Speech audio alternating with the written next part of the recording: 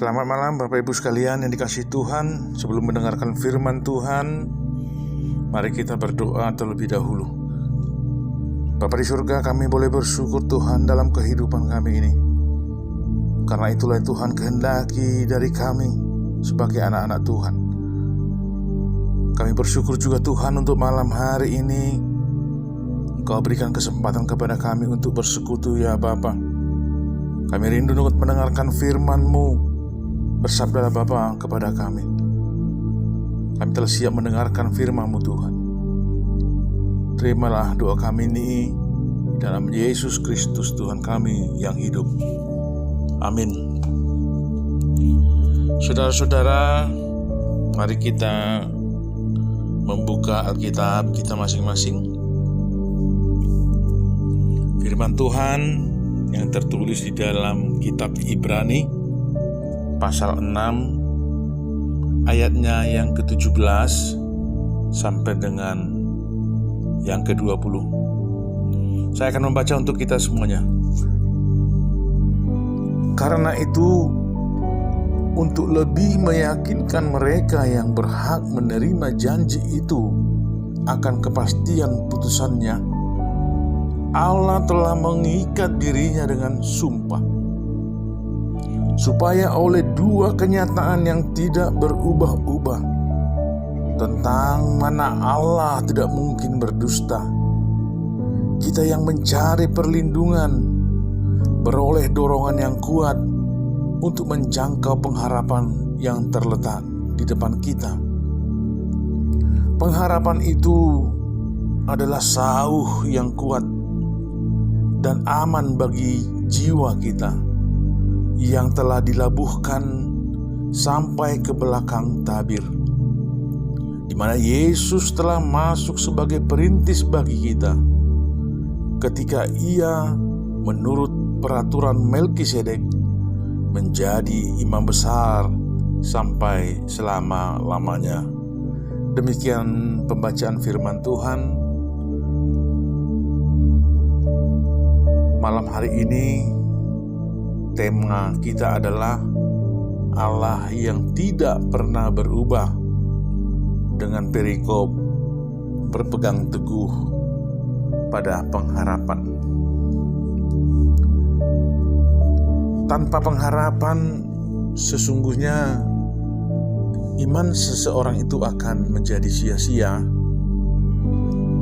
Tanpa pengharapan, kepercayaan seseorang terhadap sesuatu itu tidak ada artinya, bahkan bisa kita katakan menjadi hambar.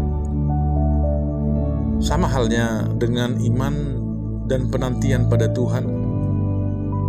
Semuanya juga akan menjadi sia-sia jika tidak dibarengi dengan pengharapan. Sebab pengharapanlah yang tetap mengarahkan pandang orang kepadanya. Bahwa pengharapan yang mengkondisikan orang setia kepadanya. Ya, kita saudara-saudara juga bisa tahu bahwa kalau kita berharap kepada seseorang, tentu hasilnya sering juga kita merasa kecewa. Dan kita juga sering mendengarkan betapa mudah seseorang berjanji kepada kita, atau bahkan kita juga berjanji kepada orang lain. Tetapi dengan mudah pula janji itu kita ingkari, atau dengan mudah pula janji itu tidak ditepati. Tetapi bagaimana dengan Tuhan? Apakah masih ada orang Kristen yang masih ragu dengan janji keselamatan Tuhan? Bahwa banyak orang masih bingung sebenarnya seperti apa janji keselamatan yang telah Tuhan berikan kepada anak-anaknya. Bagaimanapun tidak mungkin dipungkiri jika ada orang yang memang ragu dengan janji itu. Tentu dengan berbagai macam alasan dan dalih. hilang pengharapan, saudara-saudara, ini masalah yang cukup serius. Karena itu penulis Ibrani perlu menegaskan sekaligus mengingatkan kembali bagaimana keseriusan Allah dalam janjinya. Terutama bagaimana Allah setia dan memelihara janjinya kepada Abraham dan keturunannya.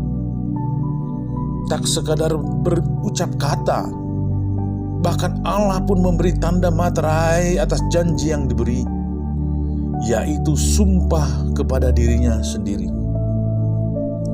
Sebab tradisi orang Yahudi dalam bersumpah adalah bersumpah mengatasnamakan orang atau sosok yang lebih tinggi dari dirinya. Ini adalah bukti keseriusan sekaligus jaminan Allah atas janjinya, sehingga dia pun rela mengikat dirinya dengan sumpah. Kalau kita coba nalar kembali, sesungguhnya Allah tak perlu sampai berjanji untuk meyakinkan orang yang berhak menerima janji. Sebab Allah sendiri tidak pernah berdusta.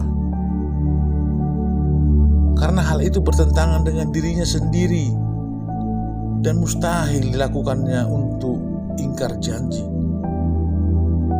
Tetapi demi kokohnya pengharapan orang pada janjinya, sehingga dia rela mengikat diri dengan bersumpah. Ini merupakan anugerah jaminan besar Allah kepada manusia. Nats khotbah malam ini kita melihat bagaimana Allah memberikan janjinya kepada Abraham.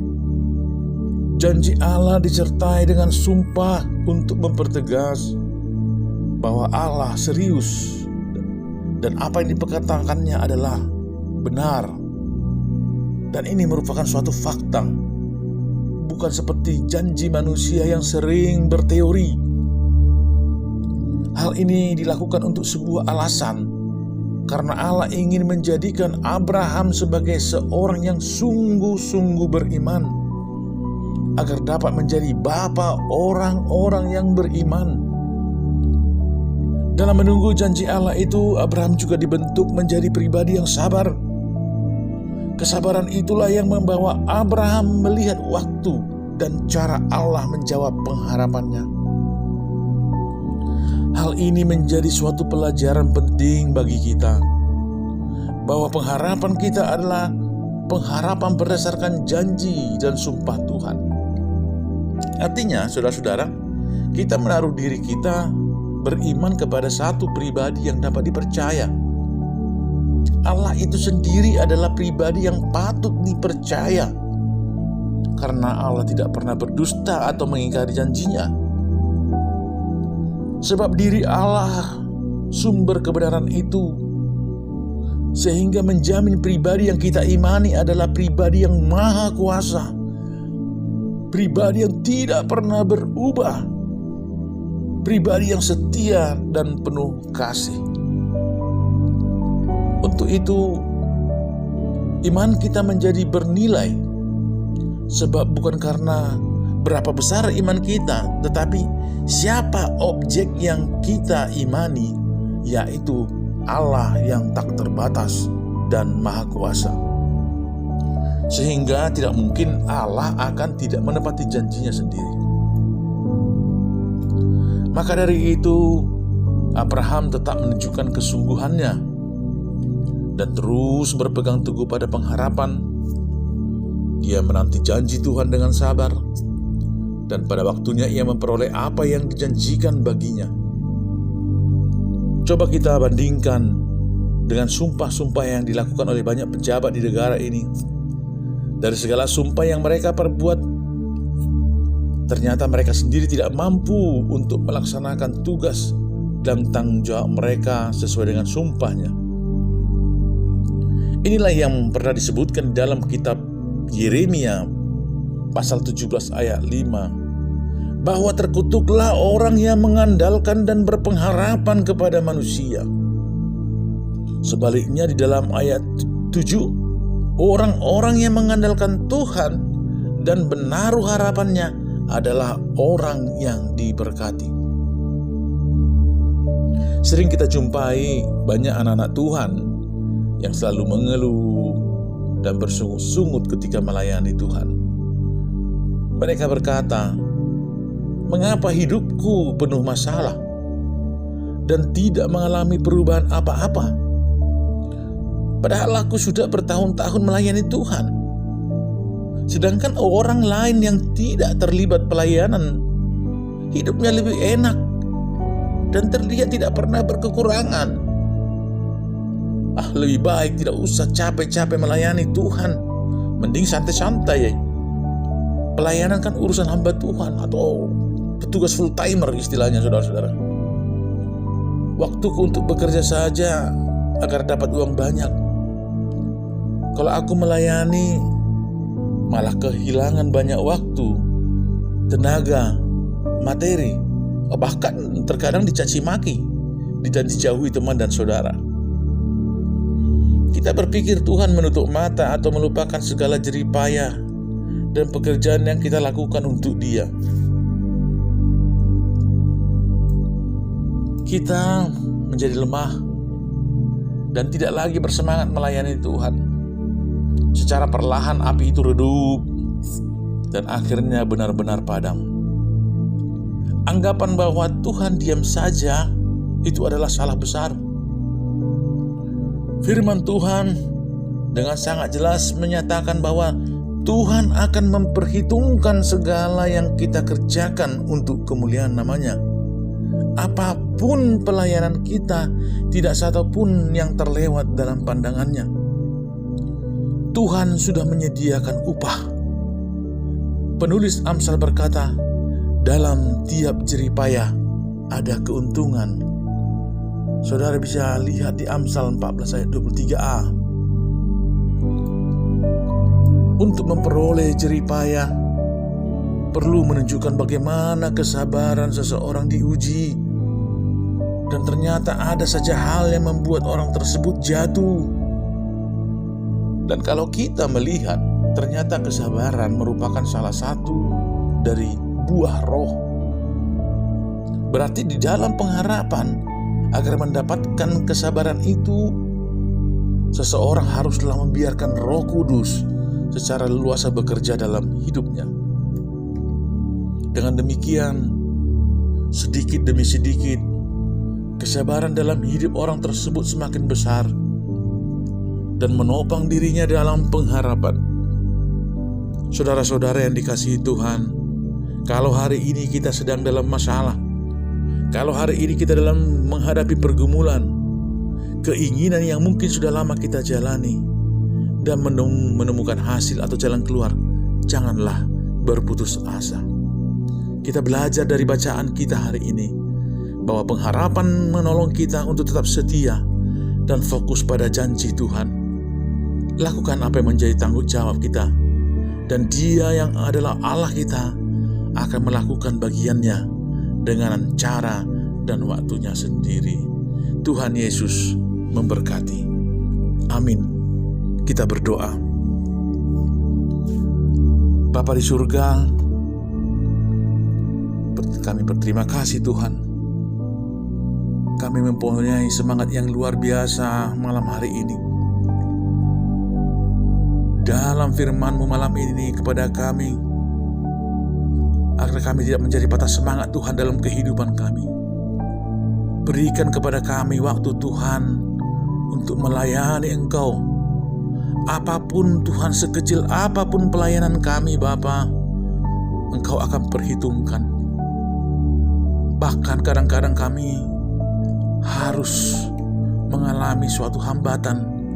Bahkan kami juga Tuhan harus melalui caci maki, ditinggalkan oleh saudara-saudara kami, ditinggalkan oleh sahabat-sahabat kami. Firman-Mu berkata, dalam tiap jerih payah ada keuntungan. Kami adalah orang-orang yang beruntung Tuhan. Terima kasih Tuhan atas kesempatan yang Kau berikan dalam kehidupan kami. Berkatilah semua pekerjaan-pekerjaan kami Tuhan, pekerjaan jemaat-Mu ini, pelayanan-pelayanan kami Tuhan dimanapun berada. Engkau kuatkan Bapa. Malam hari ini Tuhan, kami juga akan istirahat. Engkau memelihara kehidupan kami. Sampai esok hari Bapa, kami boleh diberikan napas kehidupan.